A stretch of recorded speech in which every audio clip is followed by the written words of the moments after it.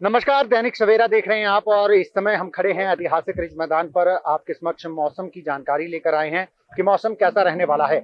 आज की अगर बात करें तो मौसम विभाग ने आज ऊंचाई वाले क्षेत्रों में और प्रदेश के मैदानी इलाकों में भी बारिश बर्फबारी का पूर्वानुमान जताया था, लेकिन वेस्टर्न डिस्टर्बेंस जो पश्चिमी विक्षोभ सक्रिय हुआ था उसके कमजोर पड़ने के बेसहारा बच्चों का सहारा, मुख्यमंत्री सुख आश्रय योजना। माता पिता के स्नेह से मरहूम, भविष्य की चिंताओं से अनजान, मासूमियत से भरे 6000 अनाथ बच्चों को चिल्ड्रन ऑफ द स्टेट के रूप में अपनाकर प्रदेश सरकार रख रही है उनका ख्याल। मैं शपथ लेने के बाद उस व्यवस्था को परिवर्तित किया, उस जगह गया जहां बालिका आश्रम था। उन बेटियों के पास मैं गया जिन बेटियों ने अपनी मां को खोया, अपने पिता को खोया। उन बेटियों ने मुझसे कोई मांग नहीं की। उनके हॉस्टल में गया, उनके खाने की रसोई में गया। आकर मैंने पहला निर्देश ये दिया कि हमें अपनी संपदा का कुछ भाग, जो बच्चे अपनी मां को खो चुके, अपने पिता को खो चुके हैं, उन्हें भी देना है। और उन्हें हिमाचल प्रदेश ने हिंदुस्तान का पहला ऐसा कानून बनाया, उन्हें चिल्ड्रन ऑफ द स्टेट का दर्जा दिया। यह संवेदनशीलता सरकार की थी। हिमाचल प्रदेश सरकार ने महत्वाकांक्षी मुख्यमंत्री सुखाश्रय योजना को किया विस्तार प्रदान। जैविक माता पिता या दत्तक माता पिता और अभिभावकों द्वारा परित्यक्त बच्चों को भी मिलेगा अब योजना का लाभ। विस्तारित योजना के तहत बाल कल्याण समितियां पात्र बच्चों को जारी करेगी प्रमाण पत्र। योजना के तहत बच्चों को 27 वर्ष की आयु तक पढ़ाई के खर्च के साथ साथ प्रदेश सरकार जेब खर्च के लिए हर महीने दे रही है 4000 रूपए की धनराशि। युवा निराश्रितों को स्टार्टअप शुरू करने के लिए मिल रहे हैं 2 लाख रुपए, घर बनाने के लिए 3 लाख रुपए और विवाह के लिए 2 लाख रुपए की दी जा रही है वित्तीय सहायता। आशा की किरण बनकर आई मुख्यमंत्री सुखाश्रय योजना अब बच्चों के जीवन को उजाले से भर रही है। सूचना एवं जनसंपर्क विभाग हिमाचल प्रदेश सरकार द्वारा जनहित में जारी। के कारण केवल जो लाहौल स्पीति है और किन्नौर है, यानी कि जो ऊंचाई वाले क्षेत्र है, वहां पर हल्की बर्फबारी दर्ज की गई है। बाकी मौसम जो है वो बादल तो जरूर हैं, लेकिन बारिश नहीं हो रही है। शिमला की अगर बात करें तो शिमला में भी सुबह से बादल छाए हुए हैं आसमान में। मैं दिखाना चाहूंगा आपको कि किस तरीके से आप देख सकते हैं बादल जो हैं वो शिमला के आसमान पर काले घने बादल छाए हुए हैं, लेकिन बारिश नहीं हो रही है। सुबह से सभी लोग जो है वो बारिश का इंतजार कर रहे हैं कि बारिश हो, लेकिन बारिश की बूंदें शिमला में नहीं पड़ी है।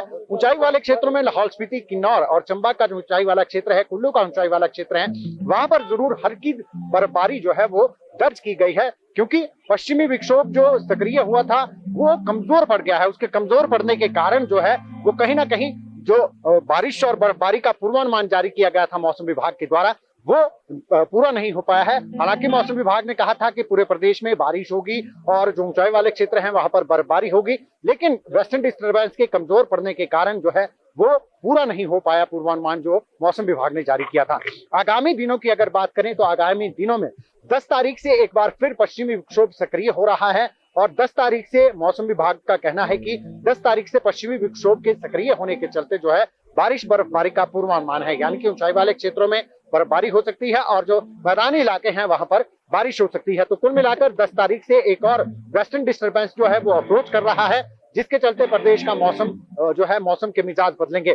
कल से मौसम जो है शुष्क हो जाएगा। आज ही जो है वो केवल मौसम इस तरीके से बना हुआ है, बादल छाए हुए हैं। कल से मौसम जो है फिर से साफ हो जाएगा। फिर 10 तारीख से एक बार फिर जो है वो वेस्टर्न डिस्टर्बेंस जो है वो एक्टिव होगी, जिसके चलते प्रदेश में बर्फबारी और बारिश होगी। पर्यटक और स्थानीय लोगों की बात करें तो वो भी जो है बर्फबारी देखने की चाह लेकर शिमला पहुंचते हैं। शिमला में हालांकि अब जिस तरीके से जनवरी माह शुरू हुआ है तो पर्यटकों की संख्या में कमी जरूर दर्ज की गई है। सभी पर्यटन कारोबार से जुड़े लोग यही कामना कर रहे हैं कि बर्फबारी हो, ताकि पर्यटकों से जो गुलजार हो सके शिमला और जो अदर हिल स्टेशन है हिमाचल प्रदेश के, वो पर्यटकों से गुलजार हो सके, ताकि उनकी आय बढ़े, होटलों में ऑक्यूपेंसी बढ़े। सभी पर्यटन कारोबारी इसी कामना के साथ जो है वो दुआ कर रहे हैं कि 10 तारीख को जो वेस्टर्न डिस्टर्बेंस अप्रोच कर रही है वो जो है वो स्ट्रांग हो, जिससे बारिश बर्फबारी प्रदेश में हो और पर्यटन कारोबार को पंख लग सके। वहीं मैदानी इलाकों में भी बारिश को लेकर जो है किसान इंतजार कर रहे हैं, बागवान भी बारिश बर्फबारी को लेकर इंतजार कर रहे हैं, क्योंकि जो सेब की फसल है उसके लिए चिलिंग आवर्स यानी कि जो ठंड की जो सीमा है 36 घंटे माना जाता है कि वो चिलिंग आवर पूरे होने चाहिए, और वो तभी पूरे होते हैं जब बर्फबारी होती है। वैसे ही जो मैदानी इलाके हैं वहां पर गेहूं की फसल बीजी गई है जो हाल ही में बारिश हुई थी, उसके बाद उसके बाद जो है वो गेहूं की फसल की बिजाई वहां पर हुई है। तो उसके लिए भी अब क्योंकि बीज डाल दिया गया है तो उसके लिए भी बारिश की बहुत आवश्यकता है, और सभी जो किसान हैं वो भी बारिश को लेकर कहीं ना कहीं इंतजार कर रहे हैं। तो ये मौसम को लेकर पूर्वानुमान था कि आज जो जिस तरीके से मौसम कहा गया था कि मौसम खराब होगा, लेकिन वेस्टर्न डिस्टर्बेंस जो कमजोर पड़ी है उसके कमजोर पड़ने के चलते जो है वो कहीं ना कहीं जो है वो मौसम उस तरीके से खराब नहीं हुआ जिस तरीके से अनुमान लगाया जा रहा था। शिमला में भी जो है वो बारिश नहीं हुई है, हालांकि बादल जरूर हैं लेकिन बारिश का दौर शिमला में शुरू नहीं हुआ है। दूसरी मैदानी इलाकों में भी जो है अभी तक बारिश नहीं हुई है। तो कुल मिलाकर जो ऊंचाई वाले क्षेत्र हैं, लाहौल स्पीति है, किन्नौर है, वहां पर जो है हल्की बर्फबारी जो है वो वहां रिकॉर्ड की गई है। हालांकि तापमान में गिरावट जरूर आई है क्योंकि जो ऊंचाई वाले क्षेत्र हैं वहां बर्फबारी हुई है, तो ऐसे में तापमान में कमी जरूर आई है। लेकिन शिमला में जिस चीज का इंतजार था कि बर्फबारी होगी, उससे कहीं ना कहीं निराशा जो है वो लोगों को हाथ लगी है। दैनिक सवेरा टीवी के लिए शिमला से कैमरामैन डीसी भारद्वाज के साथ गजेंद्र शर्मा।